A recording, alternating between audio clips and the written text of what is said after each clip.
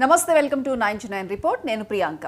నమస్తే, నేను సాయి సుధా. 99 టీవీ రిపోర్ట్లో ముందుగా ఏపీ అప్డేట్స్ చూద్దాం. కడప నగరంలో నీటి సమస్యను పరిష్కరిస్తామని టీడీపీ ఎమ్మెల్యే ప్రభుత్వ విప్ మాధవిరెడ్డి అన్నారు. నగరంలో ప్రతిరోజు వాటర్ వచ్చే విధంగా చర్యలు తీసుకొని స్వచ్ఛ కడపగా మారుస్తానని చెప్పారు. కడప జిల్లా కేంద్రంలో డ్రైనేజ్, రోడ్ల సమస్యలు ఉన్నాయని, గతంలో ఐటీ కంపెనీ కోసం 53 ఎకరాలు ప్రభుత్వ భూమి కేటాయిస్తే దానిని కార్పొరేషన్లో ఉన్న నాయకులు షిరిడి సాయి ఎలక్ట్రికల్ భూమిని కేటాయించారని గుర్తు చేశారు. గత 20 ఏళ్లుగా అధికారంలో ఉన్న నాయకులు అక్రమాలకు పాల్పడ్డారని, వారిపై చర్యలు తప్పవంటున్న కడప ఎమ్మెల్యే మాధవిరెడ్డితో మా కడప ప్రతినిధి రాజు ఫేస్ టు ఫేస్. కడపలో టీడీపీ ఆధ్వర్యంలో మినీ మహానాడు ఏర్పాటు చేశారు. ఎమ్మెల్యే మాధవిరెడ్డి మనతో ఉన్నారు.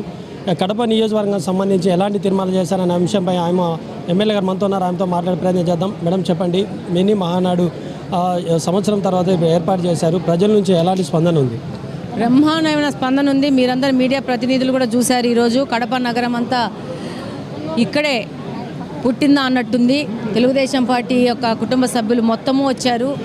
అలాగనే ఎన్నికల ముందు చెప్పాను, ఎన్నికల తర్వాత చెప్తాను, కడప నియోజకవర్గ అభివృద్ధి మాత్రమే ప్రధాన లక్ష్యంగా ముందుకెళ్తున్నాము. అందులో భాగంగా ఎన్నో పనులు చేసుకుంటూ వస్తున్నాం.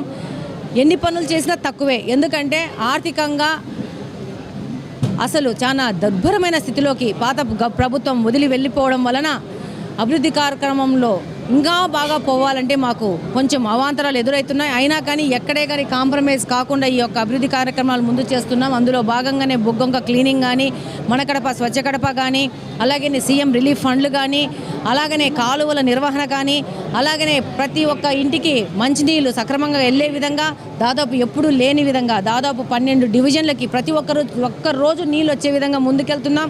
రాబో కాలంలో అన్ని డివిజన్లను సరిచేసి ప్రతి ఒక్క రోజు నీళ్ళు వచ్చే విధంగా మేము ఒకటే చెప్పాము ఎలక్షన్ ముందు, నేను పరిశుభ్రమైన కడపను తీసుకొని వస్తాను. అలాగనే కడపకు ముఖ్య సమస్య నీటి సమస్య, రోడ్ల సమస్య, కాలువల సమస్య, వీటిని పరిష్కార దిశగా పనిచేస్తానని చెప్పినాను. అదేవిధంగా అదే చెప్పినట్లు వినగా పనిచేస్తున్నాను. మీకు అందరికీ తెలుసు, వారానికి 2 రోజులు నేను మన కడప స్వచ్ఛ కడప ప్రోగ్రాంని మొదలుపెట్టి వెళ్తున్నాను. మోడీ గారు స్వచ్ఛ భారత్ మొదలు పెట్టకముందే మనం కడపలో మన సొంత ప్రోగ్రాం కింద స్వచ్ఛ కడప మన కడప నామకరణం చేసేసి మనం ముందుకెళ్తున్నాం. అందులో రాష్ట్ర ప్రభుత్వం, కేంద్ర ప్రభుత్వం కంటే ముందే కడపలో మనము ఆ ప్రోగ్రాంని మొదలు పెట్టాము. అదేవిధంగా వారానికి 2 రోజులు వెళ్తున్నాము.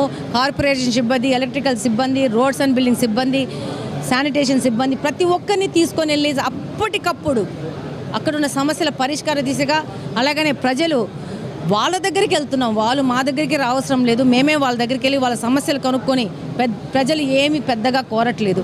వాళ్ళకి కావాల్సింది చిన్న చిన్న మౌలిక వసతులు. ఆ వసతులు వాళ్ళ దగ్గరికి వెళ్ళి తెలుసుకొని తీరుస్తున్నాము. కడప నగర అభివృద్ధి మాత్రమే ముఖ్య ఉద్దేశంగా ముందుకెళ్తున్నాం. ప్రధానంగా ఈ మహానాడులో ఎలాంటి విషయాలపైన మీరు చర్చించారు? ఏటిపైన మీరు తీర్మానం చేశారు? పెద్ద రకంగా ప్రతినిధులందరూ తెలుగుదేశం పార్టీ గురించి చర్చలు చేస్తారు, సమీక్షలు చేస్తారు. ఇంకా పెద్ద మొత్తంలో ప్రజలకి ఎలాంటి పాలన ఇవ్వాలనే దాని మీద మెరుగుపరుచుకునే విధంగా ఈ యొక్క మహానాడు కార్యక్రమం జరుగుతుంది. అలాగనే మహానాడు కార్యక్రమం 2 రోజుల తర్వాత ప్రతినిధుల సభ తర్వాత పెద్ద ప్రజావేదిక మీలో పెద్ద సభ జరుగుతుంది. బ్రహ్మాండంగా జరుగుతుంది. ప్రతి రాష్ట్రంలో కానీ, దేశంలో కానీ, ప్రపంచంలోని తెలుగు ప్రజలందరూ మాకెళ్ళి చూసి గర్వించే విధంగా కడప నగరం ఆతిథ్యం ఇస్తుంది మహానాడుకి. అలాగనే ఈ మహానాడు అయిపోయినాక అనేక మార్పులు తీసుకొచ్చి ప్రజలకు ఇంకా మంచి ప్రభుత్వం ఎలా ఇవ్వాలి అనే విధంగా పార్టీని పటిష్టం చేసుకొని ముందుకెళ్తామని తెలియజేస్తున్నాం. ప్రధానంగా ఈ కడప నియోజకవర్గం సంబంధించి చంద్రబాబు నాయుడు గారితో చాలాసార్లు మీరు డెవలప్మెంట్ విషయంలో పోరాడారు. ముఖ్యంగా నిరుద్యోగ యువతకు కూడా అనేక అవకాశాలు కల్పించాలని పోరాటం చేస్తారు. ప్రధానంగా ఈ కడప నియోజకవర్గాన్ని ఎలాంటి విషయాలపైన ఉపాధి అవకాశాలను తీసుకురావడం మీరు ప్రయత్నం చేస్తున్నారు? ఇప్పుడు నిన్ననే ఒక రోజు అయిపోయింది స్టార్టప్ కడప అని చెప్పేసి ఇక్కడ ఉన్న యువతను ఎంటర్‌ప్రెన్యూర్స్ చేయాలనే విధంగా 10 కోట్ల రూపాయల ఖర్చుతో 1 ఎకరం స్థలం ప్రభుత్వం కేటాయించి P4 model private public peoples పార్టిసిపేషన్లో 10 కోట్ల రూపాయలతో ప్రైవేటు వ్యక్తులు కూడా ఇన్వెస్ట్ చేసి ఈ యొక్క స్టార్టప్ కడపను చేస్తున్నాం. ఇందు నుంచి డిగ్రీ ఫినిష్ చేసుకున్న యువత పారిశ్రామికవేత్తలు కావాలంటే వాళ్ళకి మెంటర్స్ని అరేంజ్ చేసి పెట్టి ఆల్రెడీ సొసైటీలో సాధించి ఫ్యాక్టరీలు పెట్టి కంపెనీలు పెట్టి స్థిరపడిన వాళ్ళు ఒక్కొక్క యువకుడిని యువతిని మెంటర్స్గా వాళ్ళని అడాప్ట్ చేసుకొని వాళ్ళ ద్వారా వాళ్ళ గైడెన్స్లో పెద్ద ఎత్తున ఆర్థిక అభివృద్ధికి యువతను తయారు చేయడానికి కడపలో నాంది పెట్టాం. ఆంధ్రప్రదేశ్లోనే మొట్టమొదటి స్టార్టప్ కంపెనీ ఎంటర్‌ప్రెన్యూర్స్ తయారు చేసే ఒక వేదికని కడపలో మొదలుపెట్టినాం. ఇది కడపలో సాధించుకున్నది, కడపలో ముందుకెళ్తా ఉన్నది.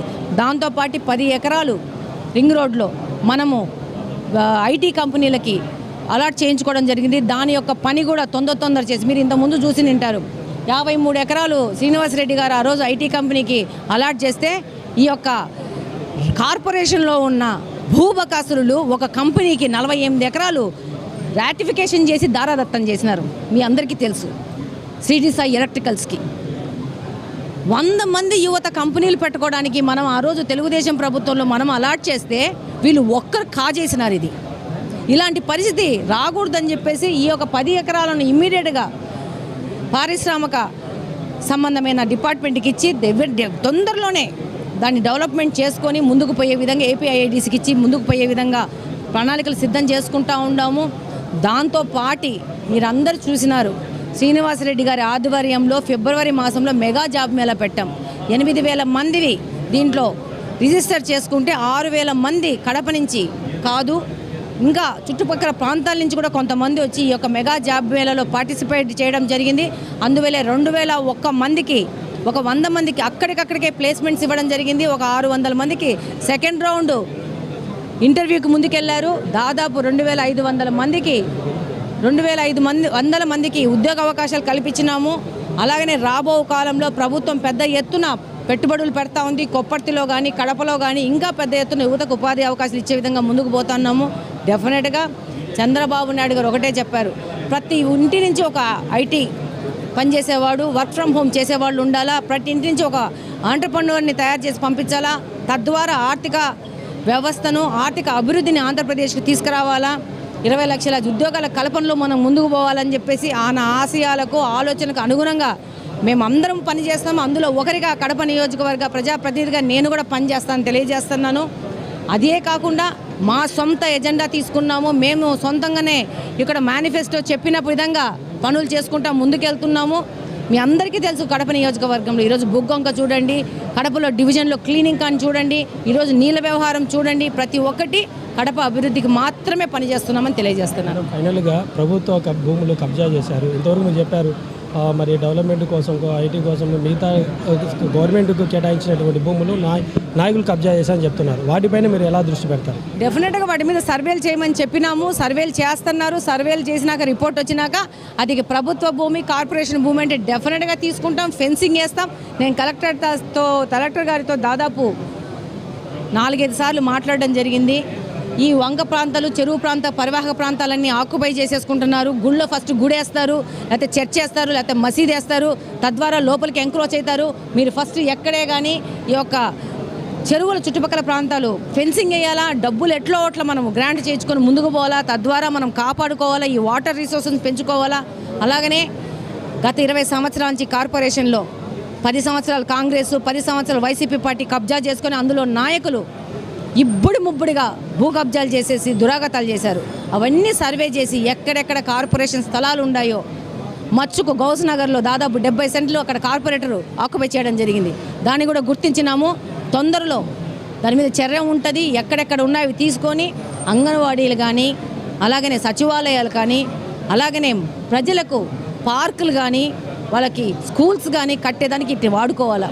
ఈ కడప ఎవరికి అడ్డా కాదు, ఇది ప్రజలది అడ్డా అని ప్రూవ్ చేస్తాము. ప్రజల అడ్డా అని, ప్రజలకు మౌలిక వసతుల కల్పనలో ముందుండి వాళ్ళకు సరైన లైఫ్ స్టైల్, జీవన పరిమాణాలతో వాళ్ళకి జీవించే విధంగా వాళ్ళకి అవకాశం కల్పిస్తామని తెలియజేస్తున్నాం. ఇది ఎమ్మెల్యే మాధవిరెడ్డి గారు చెప్తున్నటువంటిది. కడప నగరంలో ముఖ్యంగా ప్రభుత్వ భూములు ఎక్కడైతే కబ్జా చేశాయో వాటిపైన కూడా ఒక ఉక్కుపాదం మోపుతామని కూడా ఎమ్మెల్యే మాధవిరెడ్డి చెప్తున్నారు.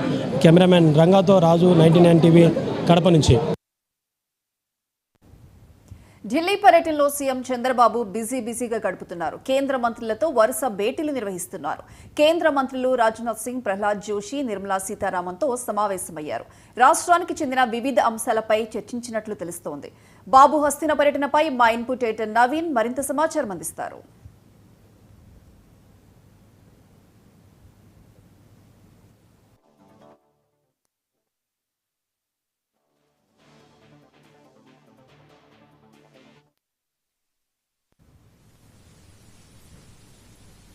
ముఖ్యంగా 7 కేంద్ర మంత్రులతో కూడా భేటీ అయ్యి రాష్ట్రానికి సంబంధించినటువంటి అంశాలపైన కూడా వారు కీలకంగా చర్చించినటువంటి పరిస్థితి నెలకొన్నాయి. ముఖ్యంగా మొదటిగా 10 గంటల ప్రాంతంలో ఇటు ప్రహ్లాద్ జోషితో భేటీ అయ్యారు. దాదాపు 10 నిమిషాల పాటు ప్రహ్లాద్ జోషితో భేటీ అయ్యి ఇంకా రాష్ట్రంకి గతంలో పెండింగ్లో ఉన్నటువంటి సంబంధించినటువంటి అంశాలతో పాటు గ్రీన్ ఎనర్జీ సంబంధించినటువంటి అంశాలపైన కీలకంగా చర్చించిన కూడా తెలుస్తుంది. ఎక్కువగా యువత సంబంధించినటువంటి అంశాలు గతంలో ఎన్నికల సమయంలో ఇటు ప్రభుత్వం వారికి ఇచ్చినటువంటి సమయంలో కావచ్చు, ప్రభుత్వం ఏర్పాటైన తర్వాత ఎటువంటి నిర్ణయాలు తీసుకుంటాము, అక్కడ ఉన్నటువంటి పరిస్థితులు కావచ్చు, రాష్ట్ర యువతకి ఏ విధంగా ఉద్యోగాలు కల్పిస్తామనే అంశాలు అనేక అంశాలు కూడా హామీలు కూడా ఇచ్చారు. కాబట్టి ఇప్పుడు ప్రభుత్వం ఏర్పడిన తర్వాత వారికి ఇచ్చినటువంటి హామీలన్నీ కూడా నెరవేర్చేటువంటి విధంగా కూడా చంద్రబాబు నాయుడు అడుగులు కూడా వేస్తున్నటువంటి పరిస్థితి నెలకొన్నాయి. ప్రస్తుతం మనం చంద్రబాబు నాయుడు నివాసం దగ్గర కూడా ఉన్నాము. ఇక్కడ పూర్తి స్థాయిలో కూడా ఇక్కడ కొద్దిసేపటి క్రితమే నివాసం కూడా చేరుకున్నారు.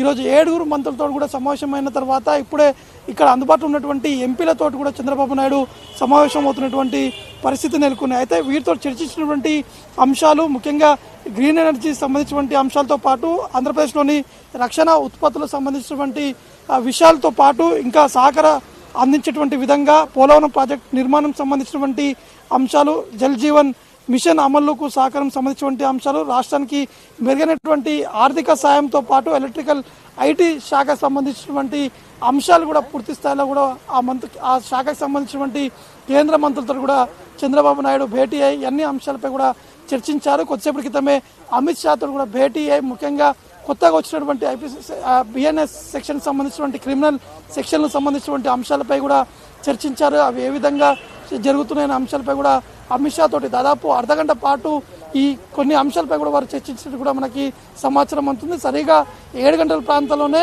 ఇటు చంద్రబాబు నివాసం ఢిల్లీలో ఉన్నటువంటి నివాసంలో చంద్రబాబు నాయుడు మీడియా సమావేశం కూడా ఏర్పాటు చేశారు. ముఖ్యంగా 7 మంత్రులని ఎటువంటి అంశాలపై చర్చించారు, వారిని ఎటువంటి అంశాలు వారి దగ్గర నుంచి వచ్చినటువంటి స్పందన కావచ్చు, వారు ఎటువంటి హామీలు ఇచ్చారనే అంశాలపైనే చంద్రబాబు నాయుడు మీడియాతో కూడా మాట్లాడేటువంటి అవకాశాలు ఉన్నాయి. అంటే ముఖ్యంగా చంద్రబాబు నాయుడు రేపు ఉదయం జరగబోయేటువంటి నీతి ఆయోగ్ సమావేశంలో కూడా వారు పాల్గొనబోతున్నారు. సరిగా 8:45 భారత్ మండపం కూడా చేరుకుంటారు. అక్కడ సరిగా 9 గంటలకి ఈ యొక్క సమావేశం కూడా ప్రారంభమవుతుంది.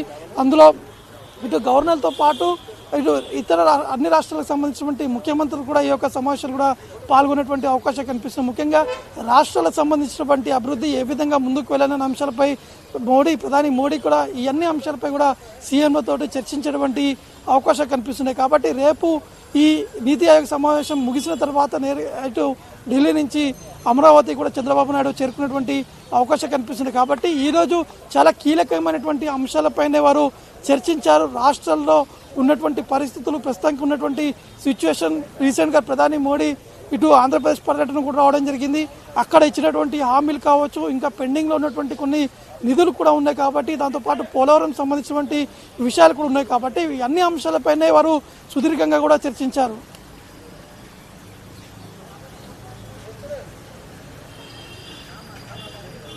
Right, thank you Naveen.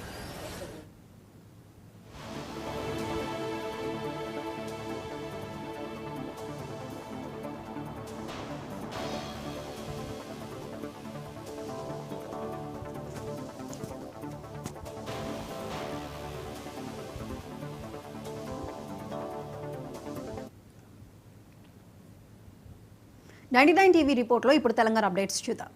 National Herald కేసులో తెలంగాణ సీఎం రేవంత్ రెడ్డి పేరు ఈడీ ఛార్జ్ షీట్లో ప్రస్తావించడాన్ని బీఆర్ఎస్ శ్రేణులు తీవ్రంగా పరిగణిస్తున్నాయి. నైతిక బాధ్యత వహిస్తూ రేవంత్ రెడ్డి వెంటనే సీఎం పదవికి రాజీనామా చేయాలని బీఆర్ఎస్ డిమాండ్ చేసింది. దీనిపై మరింత సమాచారం మా ప్రతినిధి తేజ అందిస్తారు. హెరాల్డ్ కేసులో ఈడీ తెలంగాణ ముఖ్యమంత్రి రేవంత్ రెడ్డి పేరు ప్రస్తావించడాన్ని అయితే మాత్రం బీఆర్ఎస్ పార్టీ చాలా సీరియస్గా తీసుకుంది. ముఖ్యమంత్రి రేవంత్ రెడ్డికి ముఖ్యమంత్రి పీఠం పైన ఏమాత్రం కొనసాగేటువంటి అర్హత లేదు అనేటువంటిది అయితే మాత్రం బీఆర్ఎస్ పార్టీ డిమాండ్ చేస్తూ ఉన్నటువంటి పరిస్థితి. ఎందుకంటే దాసో శ్రవణ్ లాంటి ఎమ్మెల్సీ నాయకులు కానీ ఇంకా ఇతరత్ర బీఆర్ఎస్ పార్టీకి సంబంధించినటువంటి శ్రేణులు, కీలకమైన నాయకులంతా కూడా చాలా ముక్త కంఠంతో చెప్తున్నటువంటి పరిస్థితి. వారంతా విమర్శలు చేస్తున్నారు.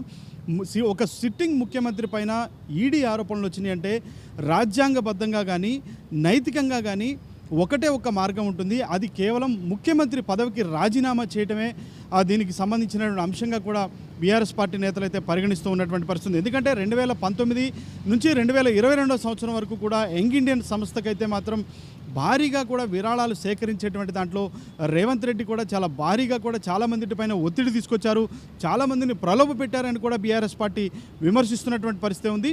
ప్రధానంగా చూస్తే ఎందుకంటే ఏప్రిల్ 9వ తేదీన ఢిల్లీలో ఉన్నటువంటి స్థానిక కోర్టులో ఈడీ దాఖలు చేసినటువంటి ఛార్జ్ షీట్లో అయితే మాత్రం ముఖ్యమంత్రి రేవంత్ రెడ్డి పేరు, దివంగత నేతగా ఉన్నటువంటి అహ్మద్ పటేల్ పేరు కూడా వచ్చినటువంటి పరిస్థితి ఉంది, పవన్ బన్సల్ పేరు కూడా వచ్చినటువంటి పరిస్థితి ఉంది. అంటే వీరి ముగ్గురిని కూడా ముద్దాయిలుగా చేర్చినప్పటికీ కూడా వీరి ముగ్గురు పేర్లు కూడా ఈడీ ప్రస్తావించడాన్ని అయితే మాత్రం బీఆర్ఎస్ పార్టీ చాలా తీవ్రంగా పరిగణిస్తుంది.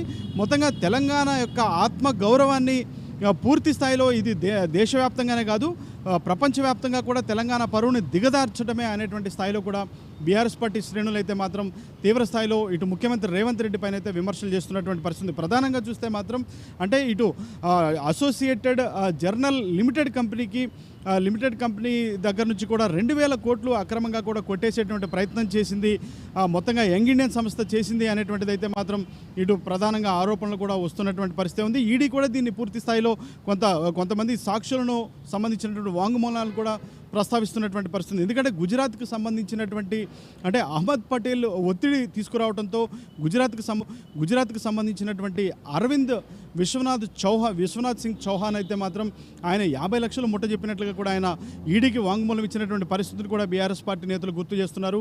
ఆయన ఈడీకి ఇచ్చినటువంటి వాంగ్మూలంలో అయితే మాత్రం 30 లక్షలు అయితే కంపెనీ ద్వారా ట్రాన్స్ఫర్ చేసినట్లుగా చెప్పారు, 20 లక్షలు నగదైతే మాత్రం నేరుగా ఇచ్చినట్లుగా కూడా చెప్పారు. ఇక హిమాచల్ ప్రదేశ్కు సంబంధించినటువంటి రాజీవ్ గంభీర్ కూడా 2019లో తనని ఏఐసిసి కార్యవర్గంలో తీసుకోవడంతో పాటు తన అల్లుడికి మండికి సంబంధించినటువంటి లోక్సభ స్థానాన్ని కూడా ఇస్తామని చెప్పి మాట ఇచ్చినటువంటి నేపథ్యంలో ఆయన దగ్గర కూడా చాలా తీవ్ర స్థాయిలో డబ్బులు దండుకున్నారు.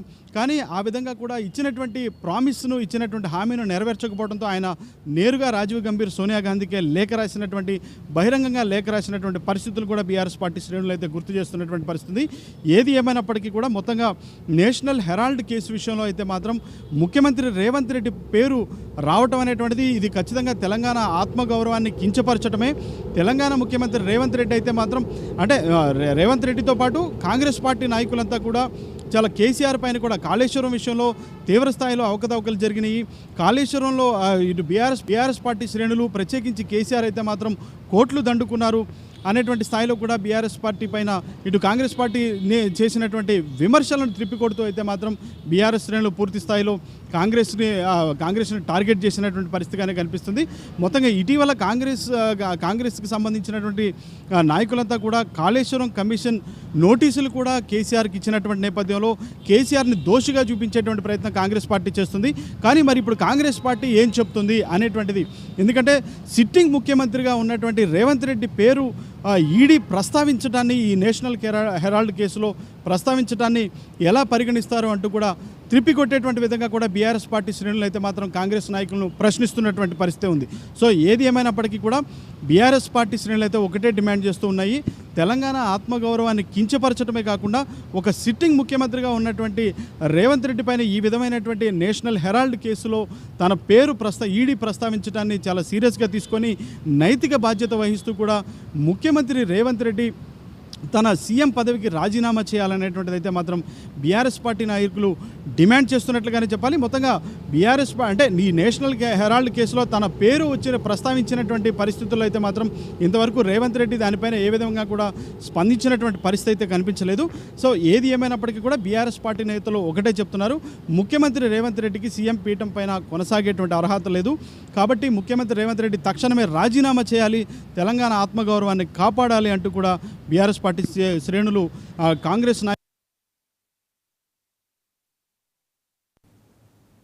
భూభారతి చట్టంతో ప్రజల భూ సమస్యలు పరిష్కారం అవుతాయన్నారు మంత్రి పొంగులేటి శ్రీనివాసరెడ్డి.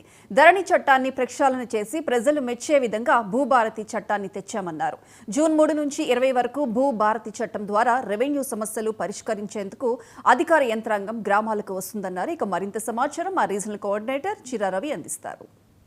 తెలంగాణ రాష్ట్ర ప్రభుత్వం ఏదైతే ఇప్పటికే భూ సమస్యల పరిష్కారం చేయడం కోసం భూభారతి చట్టాన్ని తీసుకొచ్చింది, ఇప్పటికే ఏదైతే తెలంగాణ రాష్ట్ర వ్యాప్తంగా 3 మండలాలను ఎంపిక చేసింది, 3 పైలట్ మండలాల్లో ఖమ్మం జిల్లా పాలేరు నియోజకవర్గంలోని నేలకొండ మండలాన్ని ఏదైతే ఈ యొక్క పైలట్ మండలంగా ఎంపిక చేసిన నేపథ్యంలో ఇప్పటికే ఏదైతే ఆ మండలం నేలకొండపల్లి మండలంలో ఉన్నటువంటి అనేక గ్రామాల్లో ఇప్పటికే భూభారతకు సంబంధించినటువంటి అవగాహన సదస్సులు, అట్లాగే ప్రధానంగా భూ సమస్యలు ఏమి ఉన్నాయనేటువంటి అంశాల పట్ల సదస్సులు నిర్వహించడం జరిగింది.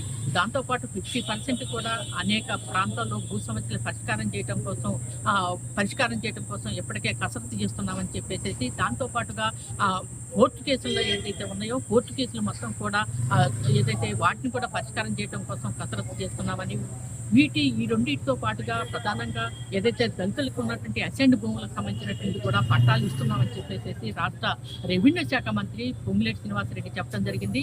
జూన్ 2 నాటికి, అంటే తెలంగాణ రాష్ట్ర అవతరణ నాటికి మొత్తం కూడా భూ సమస్యల పరిష్కారం కోసం పెద్ద ఎత్తున కృషి చేస్తున్నట్టు, దానికి మొత్తం ఎత్తున జిల్లా యంత్రాంగంతో పాటు పైలట్ ప్రాజెక్టులో ఉన్నటువంటి ఏదైతే ప్రధానంగా నేలకొండ పాలేరు నియోజకవర్గంలో నేలకొండపల్లి మండలాన్ని తీసుకున్నటువంటి మండలాన్ని ప్రధానంగా భూ సమస్యల పరిష్కారంగా జూన్ 2 నాటికి ఏదైతే రాష్ట్ర అవతరణ నాటికి మొత్తం కూడా పరిష్కారం చేస్తామని చెప్పేసి రాష్ట్ర రెవెన్యూ శాఖ మంత్రి చెప్పడం జరిగింది.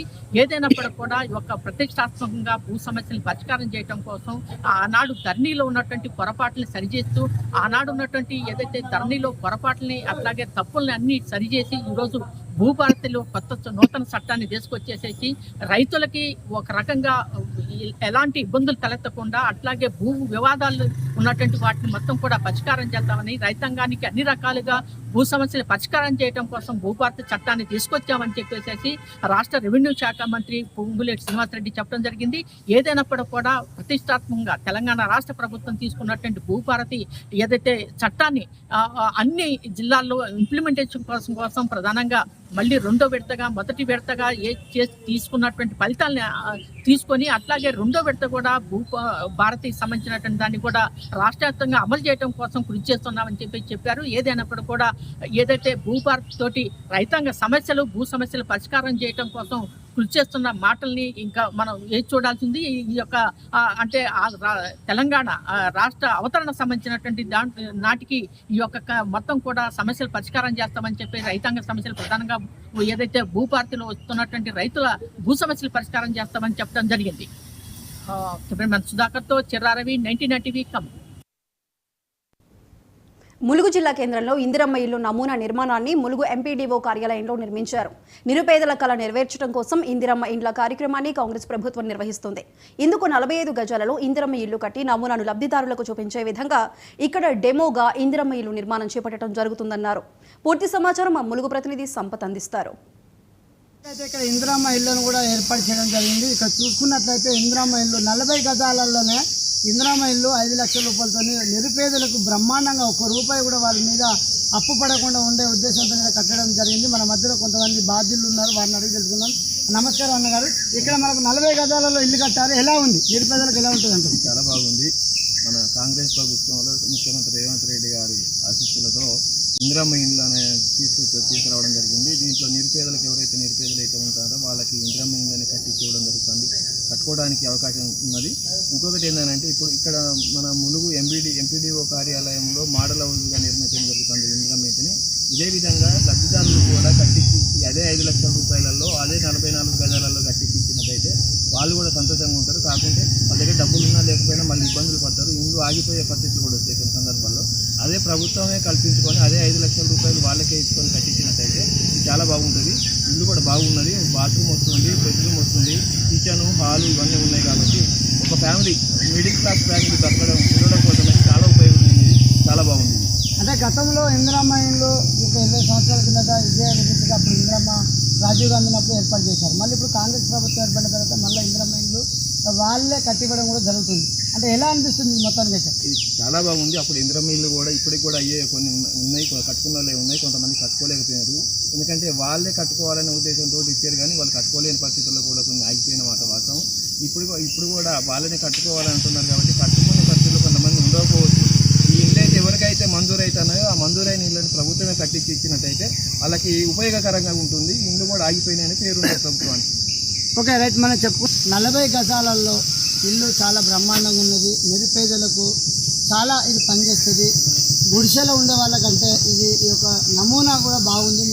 చూసుకున్నట్లయితే ఓ డబల్ బెడ్రూమ్లో ఒక bedroom, hall, kitchen, attach bathroom చాలా బ్రహ్మాండంగా ఉంది. మనం చూసుకున్నట్లయితే ఈ యొక్క ఇల్లు నిర్మాణం చేసుకోవడానికి కూడా ముందుగా పూర్తి లెవెల్ అంటే పునాది లెవెల్లో 1,00,000 రూపాయలు, లెంటల్ లెవెల్లో 2,50,000 రూపాయలు, పూర్తిగా అయిపోయే వరకు 5,00,000 రూపాయలు.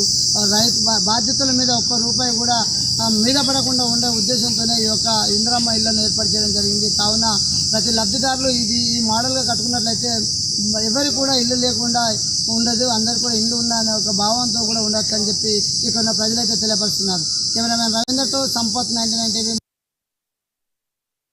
ఖరీఫ్ సీజన్ దగ్గర పడుతున్న నేపథ్యంలో నల్గొండ జిల్లాలో రైతన్నకు అవసరమైన విత్తనాలు సిద్ధంగా ఉంచామన్నారు వ్యవసాయ శాఖ సంయుక్త సంచాలకులు శ్రవణ్ కుమార్. ఎవరైనా నకిలీ విత్తనాలు విక్రయిస్తే వారిపై కఠిన చర్యలు తీసుకుంటామన్నారు. వ్యవసాయ శాఖ తీసుకుంటున్న చర్యలపై మా నల్గొండ సీనియర్ కరెస్పాండెంట్ రామకృష్ణ మరింత సమాచారం అందిస్తారు.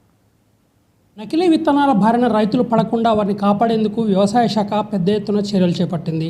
నల్గొండ జిల్లాలో వ్యవసాయ శాఖ ఆధ్వర్యంలో ఇప్పటికే నకిలీ విత్తనాలను కనిపెట్టడంతో పాటుగా పోలీస్ శాఖతో సమన్వయం చేసుకుంటూ నకిలీ విత్తనాల బారిన రైతులు పడకుండా ఉండేందుకు అవసరమైన అన్ని చర్యలు కూడా తీసుకుంటున్న పరిస్థితి ఉంది. ప్రస్తుతం మనతో పాటు నల్గొండ జాయింట్ డైరెక్టర్ అగ్రికల్చర్ గారు ఉన్నారు. వారిని అడిగి అసలు నకిలీ విత్తనాలను ఏ రకంగా గుర్తించాలి, నకిలీ విత్తనాలు రైతులు కొనకుండా ఏ రకంగా నియంత్రిస్తున్నారు, వ్యవసాయ శాఖ ఆధ్వర్యంలో ఏ రకమైన చర్యలు తీసుకుంటున్నారు, వారిని అడిగి తెలుసుకునే ప్రయత్నం అయితే చేద్దాం. సార్, ప్రధానంగా నల్గొండ జిల్లాలో వ్యవసాయానికి సంబంధించి ఇటు ప్యాడీ కావచ్చు లేకపోతే కాటన్ కావచ్చు వీటి మీద ఎక్కువ ఆధారపడే పరిస్థితి ఉంది. నకిలీ విత్తనాలను కంట్రోల్ చేయడానికి వ్యవసాయ శాఖ ఆధ్వర్యంలో ఏ రకమైన చర్యలు తీసుకుంటారు, రైతులకు ఎట్లాంటి అవగాహన కల్పిస్తున్నారు? అంటే ప్రధానంగా జిల్లాలో వరి, పత్తి సాగు ఎక్కువ ఉంటుంది. రాష్ట్రంలోనే హైయెస్ట్ పత్తి సాగు ఉన్న జిల్లా. 5,40,000 ఎకరాలు అంచనా వేయడం జరుగుతుంది. దానికి తగ్గట్టుగా 16,50,000 పత్తి ప్యాకెట్లు అవసరమని కూడా ప్రణాళిక చేశాము. దానికి అనుకూలంగా రాష్ట్ర ప్రభుత్వం మనకి అన్ని కంపెనీలకు సంబంధించిన కోటా అలాట్మెంట్ మనకి ఇవ్వడం జరిగింది. అయితే ఇవన్నీ కూడా మనం జిల్లాలోని అన్ని మండల కేంద్రాల్లో, కొన్ని గ్రామాలలో ఉన్న రిటైలర్ షాపులలో కూడా లైసెన్స్డ్ విక్రయాల ద్వారా చేస్తున్నాము. అయితే రైతులకి విత్తనాలు కొనుగోలు చేసే క్రమంలో ముందస్తు జాగ్రత్తలు ఏం తీసుకోవాలనేది కూడా గ్రామాలలో రైతు వేదికలు కానివ్వండి, గ్రామాలలో కానివ్వండి, ఏఈఓల ద్వారా మండల వ్యవసాయ అధికారులు రైతులకు అవగాహన కల్పిస్తున్నారు. ముఖ్యంగా ఏదైతే డీలర్ షాప్కి వెళ్ళే క్రమంలో వాళ్ళకి కనపడే విధంగా బ్యానర్స్ కూడా పెట్టడం జరిగింది. ప్రధానంగా రైతులకి పత్తి ప్యాకెట్ ఒక ధర 901 రూపాయలు మాత్రమే ఎంఆర్పి అనేది ఫస్ట్ పాయింట్, అది గుర్తుపెట్టుకోవాలి. రెండో అంశము, ఈ పత్తి విత్తనాలు కొనేది లైసెన్స్ డీలర్ దగ్గర కొనాలి. రెండో అంశం, బిల్లు ఖచ్చితంగా రసీదు తీసుకోవాలి. దాని మీద విత్తన ప్యాకెట్ మీద మనం కొన్న ప్యాకెట్ని ఒకసారి మనం చూసుకోవాలి. ఎంఆర్పి ధర, తయారీ తేదీ, ఎక్స్పైరీ డేటు, అదేవిధంగా lot number, company producer, manufacturer, marketing ఎవరైనా కావచ్చు, అవన్నీ వివరాలు కూడా చూసుకోవాలి. ఆ వివరాలన్నీ కూడా బిల్లు రాసి దాని మీద సంతకం పెట్టి పంటకాలం మొత్తం కూడా బిల్లు మనం భద్రపరచుకోవాలని రైతులకు తెలియజేస్తున్నాం. ఏదన్నా ఆ ప్యాకెట్ మీద లైసెన్స్ డీలర్ షాప్ కానివ్వండి, ఎక్కడ కొన్నా కూడా ఆ ప్యాకెట్ మీద అనుమానం ఉన్నట్లయితే వెంటనే వ్యవసాయాధికారి యొక్క నెంబర్ కూడా ప్రతి షాప్ ముందు పెట్టాము. ప్రతి మండలంలో ఉన్న విస్తరణాధికారి, మండల వ్యవసాయాధికారి ఎవరు సంప్రదించినా వాటిని తనిఖీ చేసి వాటి గురించి వివరించడం జరుగుతుంది. ఒకవేళ అవి నకిలీ అని తేలినా, అవి ఇల్లీగల్ అని తేలినా కూడా వెంటనే ఏదైతే జిల్లా స్థాయిలో కమిటీస్ వేయడం జరిగింది, టాస్క్ ఫోర్స్ టీము, అవి ర్యాండమ్గా తనిఖీస్, ఆకస్మిక తనిఖీలు చేస్తారు. రైతు ఫిర్యాదు ఎవరు ఇచ్చినా సరే వెంటనే వాటి పలానా డీలర్ కానివ్వండి, పలానా అనాథరైజ్డ్ ప్లేస్ కానివ్వండి, ఇల్లీగల్గా దాచిపెట్టినా, ఇల్లీగల్గా రవాణా చేసినా, ఇల్లీగల్గా ముద్రించినా, ఇల్లీగల్గా ప్యాకింగ్ చేసినా కూడా విత్తనం సంబంధించి ఏ ఒక్క ప్రక్రియ చట్టపరంగా కాకుండా చేసే ఏ స్టేజ్లోనైనా చట్టపరంగా కేసులు పెట్టడం జరుగుతుంది. సో ప్రధానంగా చెప్పిన నకిలీ విత్తనాలు అరికట్టడం కోసం పోలీస్ శాఖతో వ్యవసాయ శాఖ ఏ రకంగా సమన్వయం జరుగుతుంది, రైతులను అంటే నకిలీ విత్తనాలు కొనుగోలు చేసి మోసపోకుండా ఉండేందుకు ఏ రకంగా పోలీస్ శాఖతో ముందుకు సాగుతున్నారు? అంటే గౌరవ ముఖ్యమంత్రి గారు మరియు వ్యవసాయ శాఖ మంత్రి వారి ఆదేశాలతో ఈ సంవత్సరం గౌరవ జిల్లా కలెక్టర్ గారు మరియు ఎస్పీ గారి ఆధ్వర్యంలో జిల్లాలో 3 టీమ్స్ వేయడం జరిగింది. ఒకటి మండల స్థాయిలో స్థానిక ఎస్ఐ గారు, వ్యవసాయాధికారి మరియు తహసీల్దార్ గారు బృందాలు, డివిజనల్ స్థాయిలో DSP and assistant director of agriculture, RDO గారు కూడా ఉంటారు అవసరాన్ని బట్టి. జిల్లా స్థాయిలో ఎస్పీ ఆఫీస్ నుంచి ఒక డిఎస్పీ స్థాయి అధికారి మరియు జేడీ ఆఫీస్ నుంచి ఒక ఏడీఎస్ స్థాయి అధికారిని బృందాలుగా వేయటం జరిగింది. ఎక్కడ ఎటువంటి ఫిర్యాదు వచ్చినా ఈ బృందాలను ఆకస్మికంగా కానివ్వండి, మనం బార్డర్ చెక్ పోస్ట్ ఉన్నాయి మన రాష్ట్రానికి, మన జిల్లాకి. సో వాటి మీద రాత్రిపూట ఎవరన్నా అనుమానాస్పదంగా దొరికినా కూడా వాటిని తనిఖీ చేసి అవి ఏదైనా నకిలీ అని తేలితే వెంటనే కేసులు పెట్టడం జరుగుతుంది. సో ఒకవేళ లైసెన్స్డ్ ఉన్నటువంటి దుకాణదారులు ఎవరైతే ఉన్నారో వీరు ఒకవేళ నకిలీ పత్తి విత్తనాలు కానీ నకిలీ విత్తనాలు కానీ అమ్మితే వారి మీద ఏ రకమైన చర్యలు తీసుకుంటారు? నకిలీ అనేది లైసెన్స్డ్ కానివ్వండి, వితౌట్ లైసెన్స్ అండి, అది నేరం. సో లైసెన్స్డ్ షాప్లో కూడా ఇటువంటి ప్యాకెట్స్ మాకు తనిఖీలలో దొరికినట్లయితే వాళ్ళ మీద కూడా వెంటనే క్రిమినల్ కేసు పెట్టి, గతంలో చూసినట్లయితే కొంత పీడీ యాక్ట్స్ కూడా మన జిల్లాలో నమోదు చేయడం జరిగింది. చాలా కఠినమైన శిక్షలు ఈ నకిలీ విత్తనాలు విక్రయాలు చేసే వారిపై నమోదు చేసేందుకు రాష్ట్ర ప్రభుత్వం అన్ని విధాలుగా పోలీస్ శాఖకి మరియు వ్యవసాయ శాఖకి ఆదేశాలు ఇచ్చారు. లైసెన్స్ డీలర్ కానివ్వండి, ఎవరైనా సరే ఈ రోజుకి జిల్లాలో 6 లక్షల ప్యాకెట్లు అందుబాటులో ఉన్నాయి. ఆల్రెడీ 1 లక్ష ప్యాకెట్లు ఈ వారం రోజులలో కొంత వర్షాలు రాగానే కొనుగోలు చేయటం రైతులు చేయటం జరిగింది. సో అందుబాటులో అన్ని విత్తనాలు పెట్టాము. వరి ఇప్పుడే స్టార్ట్ అయింది. కొద్దిగా ఇప్పుడు ఈ కార్తెలో బీపీటీ పోసుకునే అలవాటు ఉంది మన దగ్గర రైతులందరికీ కూడా. కాబట్టి బీపీటీ సన్న ఓట్ల కిందనే లెక్క. అవన్నీ కూడా కొద్దిగా లాంగ్ డ్యూరేషన్ అది, కానీ ఈ టైంలో పోస్తారు. బీపీటీ కూడా ప్రతి సెంటర్లో ఉంది. మిగతా సన్న రకాల ఓట్లు కూడా అన్ని విత్తనాలు కూడా మార్కెట్లో అందుబాటులో పెట్టడం జరిగింది. మొత్తంగా రైతులు ఎక్కడ కూడా ఇబ్బంది పడకుండా విత్తనాలను పూర్తి స్థాయిలో అందుబాటులో ఉంచడంతో పాటుగా రైతులకు సంబంధించి అవసరమైనటువంటి రకాల సూచనలు సలహాలు వ్యవసాయ శాఖ ద్వారా అందిస్తూ వారిని ముందుకు తీసుకెళ్లే ప్రయత్నం అయితే నల్గొండ జిల్లాలో తాము చేస్తున్నామని జేడీ గారు అయితే చెప్తున్న పరిస్థితి ఉంది. ఇది రైతులు వేసే పంటలకు సంబంధించి వ్యవసాయ శాఖ ద్వారా చేపట్టబోతున్నటువంటి చర్యలకు సంబంధించిన అప్డేట్స్. వీడియో జర్నలిస్ట్ మధుతో రామకృష్ణ, 99 టీవీ, నల్గొండ. గత 3 రోజులుగా ఉమ్మడి కరీంనగర్ జిల్లాలో కురుస్తున్న వర్షాలతో అన్నదాతలు ఏరువాకకు సమాయత్తమవుతున్నారు. దుక్కులు దున్ని భూములు చదును చేస్తూ వ్యవసాయ పనుల్లో బిజీగా మారారు. రోహిణి రాలేదు. ఇప్పుడు కురుస్తున్న వర్షాలతో ఏరువాక సాధ్యమేనా? ఋతుపవనాలు అనుకున్నట్టుగా ఎర్లీగానే వస్తాయా, లేక ఇప్పుడున్న ఆవర్తన ద్రోణి ఋతుపవనాలకు బ్రేక్ వేస్తాయంటున్న ఆందోళన చెందుతున్న రైతుల మనోగతాన్ని మా కరీంనగర్ ప్రతినిధి ప్రవీణ్ అందిస్తారు. రోళ్లు పగిలే ఎండలు లేదా రోళ్లు మునిగే వానలు పడతాయని పెద్దలు చెప్తారు. ఈ సంవత్సరం రోహిణి కార్తె రానేలేదు. ఇప్పటికే కరీంనగర్ ఉమ్మడి జిల్లాను భారీ వర్షాలు కుదిపేస్తున్నాయి. అయితే ఈ సంవత్సరం నైరుతి ఋతుపవనాలు కూడా ఎర్లీగా వస్తాయని వాతావరణ శాఖ అధికారులు చెప్తున్న నేపథ్యంలో అన్నదాతలు ఏరువాకకు సమాయత్తమవుతున్నారు. ఇప్పుడే దుక్కి దున్ని భూమిని చదును చేసుకుంటున్నారు. అయితే ఇప్పుడే వర్షాకాలం వచ్చినట్ట, లేకపోతే ఏరువాకకు సమయం ఆసనమైందా తెలుసుకునేందుకు మన దగ్గర కొంతమంది సీనియర్ రైతులు ఉన్నారు. వారిని అడిగి తెలుసుకునే ప్రయత్నం చేద్దాం. అసలు ఈ వర్షాలతో ఎలా ఉండబోతుంది? ఏరువాక కొనసాగుతుందా? ఈ వర్షాలు ఉంటాయా, మళ్ళీ వర్షాలు ఆగిపోతాయా? ఇప్పుడు వాతావరణ శాఖ చెప్తున్నట్టుగా ఈ ఋతుపవనాలు వస్తాయా? పరిస్థితి ఎలా ఉండబోతుందో తెలుసుకునే ప్రయత్నం అయితే చేద్దాం. చెప్పండి అన్న, ఇప్పుడు గత 3 రోజులుగా వర్షాలు పడుతున్నాయి, భూమి కూడా మెత్తబడింది. ఇది సాగుకి ఎంతవరకు సహకరిస్తుంది? ఈ మే నెలలో కురిసిన వర్షాలకు మనం దుక్కులు చేసుకోవడానికే పనికొస్తుంది తప్ప విత్తనాలు వేసుకోవడానికి పనికిరాదు. ఈ సమయంలో దుక్కులు చేసుకొని గుంటకలు తోలుకొని రెడీ ఉంచుకున్నట్టయితే జూన్ 15 తర్వాత పడ్డ వర్షాలకు విత్తనాలు పెట్టుకుంటే బలంగా మొలకొస్తుంది, పంట కూడా బాగా చేతికి వస్తుంది. ఎందుకంటే ఇప్పుడు ఈ మే నెలలో కొట్టిన వర్షాలు 2 రోజులైతే మళ్ళీ ఎండలు కొట్టినాయి అంటే ఈ పదన పోతుంది, ఆ విత్తనం కూడా చెడిపోతుంది. కాబట్టి అందుకు ఈ వర్షాలు దుక్కులు చేసుకోవడానికి పర్వాలేదు, బాగానే పడుతున్నాయి. కానీ విత్తనం మాత్రం తొందరపడి పెట్టుకుంటే నష్టపోతారు. కాబట్టి రైతులకు సూచన మాది ఒక్కటే, విత్తనం పెట్టుకోకుండా దుక్కి చేసుకొని పెట్టుకోవడం బెటరు. అలాగే ప్రభుత్వం వారు కూడా ఇప్పుడు ఈ వర్షాలకు ఈ పొలం మల్లల కానీ మిగతా లేట్ పంటలు వేసుకునే కాడ పచ్చి రొట్టె ఎరువు కొరకు వేసే విత్తనాలు కనుక తొందరగా సప్లై చేసినట్టయితే ఈ 14 చల్లుకుంటే విత్తనాలు మొలుస్తాయి. మళ్ళీ పడే వర్షాలకు అది ఒక మోకాలు ఎత్తు అయినాక మళ్ళీ కలియదు ఉంటే భూమి కూడా బలంగా ఉంటుంది. కాబట్టి దీనిపైన ప్రభుత్వం రైతులపై దృష్టి సారించి రైతులకు తొందరగా పచ్చిరొట్టె ఎరువుల విత్తనాలు అందించాలని మీ ద్వారా మేము ప్రభుత్వాన్ని కోరుతున్నాం. అంటే అన్న, ఈ సంవత్సరం ఈ ఋతుపవనాలు కూడా తొందరగా వస్తున్నాయని కూడా వాతావరణ శాఖ అధికారులు చెప్తున్నారు. వర్షాలు కూడా ఇప్పుడు త్వరలోనే ఉన్నాయని కూడా చెప్తున్నారు. ఇది ఎంతవరకు? ఇది ఇప్పుడు ఋతుపవనాలు వస్తున్నాయి, ఇంకా 3-4 రోజులలో కేరళ తాకుతాయని మొన్న వార్తలలో చెప్పారు. కానీ ఎప్పుడైతే ఈ వాయుగుండం లేచి ఈ వర్షాలు పడుతున్నాయో దానికి అడ్డుపడి ఆ ఋతుపవనాలు వెనుకకు ఆగిపోయే పరిస్థితి ఉంటుంది. కాబట్టి ఇంకో 5-6 రోజులు లేటుగానే రావడానికి అవకాశం ఉంది. దీన్ని ఇప్పుడే వస్తాయని అనుకోవడానికి లేదు. అంటే ఇప్పుడు సాగుకు కూడా సమయం ఆసన్నమైంది. విత్తనాల గురించి అధికారులు ఏమంటున్నారు? అసలు విత్తనాల గురించి అధికారులు ఇప్పటికైతే విత్తనాల మీద కానీ రైతుల మీద కానీ దృష్టి సారించలేదు.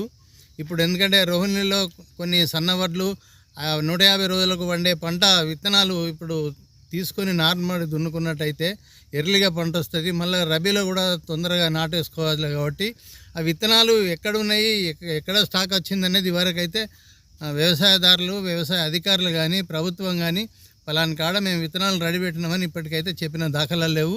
కొంచెం రైతు మీద నిర్లక్ష్యం చూపించినట్టే అనిపిస్తుంది ప్రభుత్వం. అయితే ఇప్పుడు వచ్చిన వర్షాలు అకాల వర్షాలే తప్ప ఇవి కాలమైన వర్షాలైతే కాదని చెప్పేసి చెప్తున్న పరిస్థితి అయితే ఉన్నాయి. ఇక్కడ మరో రైతు ఉన్నారు, వీరిని అడిగి తెలుసుకునే ప్రయత్నం చేద్దాం. అన్న చెప్పండి, ఏ ప్రభుత్వం అధికారంలోకి వచ్చినా మాది రైతు సంక్షేమ ప్రభుత్వం అని చెప్తుంది. అటు బీఆర్ఎస్ అయినా ఇటు కాంగ్రెస్ అయినా.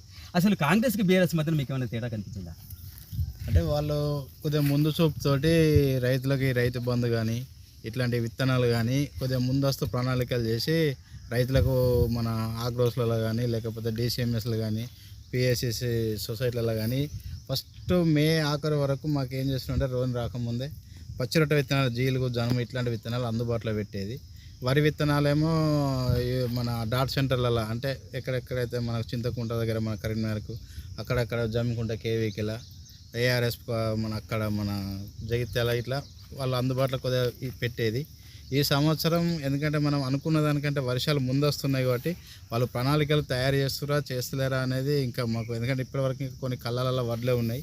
రైతులు కూడా కొద్దిగా ఇంకా దుక్కులు ఇంకా ప్రత్యామ్నాయంగా దుక్కులు తయారు చేసుకుందామనేటప్పటికే ఈ వర్షాలు ఎడతెరిపి లేకుండా 3 రోజులకి కంటిన్యూగా పడుతున్నాయి కాబట్టి ఈ దుక్కులన్నీ రెడీ చేసుకునేసరికి విత్తనాలు వస్తాయని ఆశిస్తున్నాం. పత్తి విత్తనాలు అయితే అందుబాటులో, ఎందుకంటే అవి ప్రైవేట్ కంపెనీలు కాబట్టి అవి అన్నీ అందుబాటులోనే ఉన్నాయి. కానీ ఒక వడ్లు మాత్రం ఏ రకాలు, ఎందుకంటే మాకు బోనస్ మీద ఆశ ఉంది కాబట్టి సన్న రకాలు కొన్ని రకాలు సాగు చేయొద్దనేది గవర్నమెంట్ ఈ మధ్యలో మాకు కొద్దిగా సూచాయిగా తెలుస్తుంది. ఏ రకాలు సాగు చేసుకుంటే గవర్నమెంట్ బోనస్ ఇస్తుంది అనే దాని మీద క్లారిటీ మాకు కావాలని మేము మీ ద్వారా ప్రభుత్వాన్ని, వ్యవసాయ అధికారులను, వ్యవసాయ సైంటిస్టులను అందరినీ కోరడం జరుగుతుంది. అంటే గత ప్రభుత్వం రైతు పెట్టుబడి కోసం రైతు బంధు ఇచ్చింది. కాంగ్రెస్ గవర్నమెంట్ కూడా మేము రైతు భరోసా ఇస్తామని చెప్తున్నాను. ఇప్పటివరకు ఎన్నిసార్లు రైతు భరోసా వచ్చింది? రైతు భరోసా అనేది రేవంత్ రెడ్డి గారు ఎక్కినసి ఉంది. 3 ఎకరాల లోపు ఉన్న వాళ్ళకి ఒకటేసారి వచ్చింది కానీ రెండోసారి కూడా ఇంకా రాలేదు. ఎందుకంటే అప్పుడు కేసీఆర్ ఎలక్షన్ టైంలో వేసిపోయిన పైసలే పడ్డాయి తప్ప ఈ రేవంత్ రెడ్డి ఎక్కి గిన్ని రోజులు అవుతుంది కానీ ఒకటేసారి, అది కూడా 3 ఎకరాల లోపు ఒక 50% మందికే వచ్చినాయి. మిగతా వాళ్ళకు వేస్తాము, ఇక వస్తాయి, ఇగేస్తాం అంటారు కానీ వేయలేదు. ఒక 35% రుణమాఫీ కూడా చేయలేదు. ఎందుకంటే 2 లక్షల పై ఉన్న వాళ్ళకు మేము చేస్తాం, మీరు 2 లక్షల పై ఉన్నాయి కట్టుకోరంటే మేము అందరం బ్యాంకులోకి వెళ్ళి పై అమౌంట్ కట్టుకొని 1,99,000, 1,80,000 అట్లా చేసినా కూడా ఇక వాళ్ళ గురించి ఊసలేదు. ఎందుకంటే ఊరికి ఒక 50 మంది వెళ్తారు కావచ్చు, వాళ్ళ ఓట్లు లేకున్నా పర్లేదనే స్థాయికి దిగజారిపోయారు గవర్నమెంట్ వాళ్ళు అనేది మాకు అర్థమైపోతుంది. ఓకే అన్న, అంటే కాంగ్రెస్ గవర్నమెంట్ ముందు చూపు లేక రైతులను ఇబ్బందులకు గురి చేస్తుందని చెప్పేసి ఇక్కడ రైతులు అంటున్న పరిస్థితులన్నీ మా ఒకవైపు నైరుతి ఋతుపవనాలు వస్తున్నాయని చెప్తున్న నేపథ్యంలో ఎలాంటి ప్రణాళికలు చేపట్టిందో ఇప్పటివరకు అయితే మాకు క్లారిటీ కూడా లేదని చెప్తున్న పరిస్థితులు అయితే ఉన్నాయి. విత్తనాలు కూడా ఇప్పటివరకు అందుబాటులో ఉంచిందో లేదో కూడా తెలియని పరిస్థితులు అయితే ఉన్నాయని కూడా చెప్తున్న పరిస్థితులు ఉన్నాయి. ఇప్పటికైనా రేవంత్ రెడ్డి ప్రభుత్వం రైతు భరోసా ఏదైతే ఇస్తామని చెప్పారో రైతు భరోసా ఇప్పటివరకు ఒకసారి ఇచ్చిందని, అది కూడా 2 ఎకరాల వరకే ఇచ్చిందని కూడా చెప్తున్న పరిస్థితులు అయితే ఉన్నాయి. ఇప్పటికైనా రేవంత్ రెడ్డి ప్రభుత్వం ఈ సాగు మొదలు కాకముందే ఈ రైతు భరోసా విడుదల చేయాలని చెప్పి కోరుతున్న పరిస్థితి కరీంనగర్ జిల్లాలో కనిపిస్తున్నాయి. ఇది ప్రస్తుతం కరీంనగర్ జిల్లా రైతాంగ పరిస్థితి. కెమెరా పర్సన్ శ్రీధర్తో ప్రవీణ్, దుర్షెడ్ నుంచి 99 టీవీ కరీంనగర్. రైట్, ఇవి ఈరోజు 99 report updates. Keep watching 99 TV.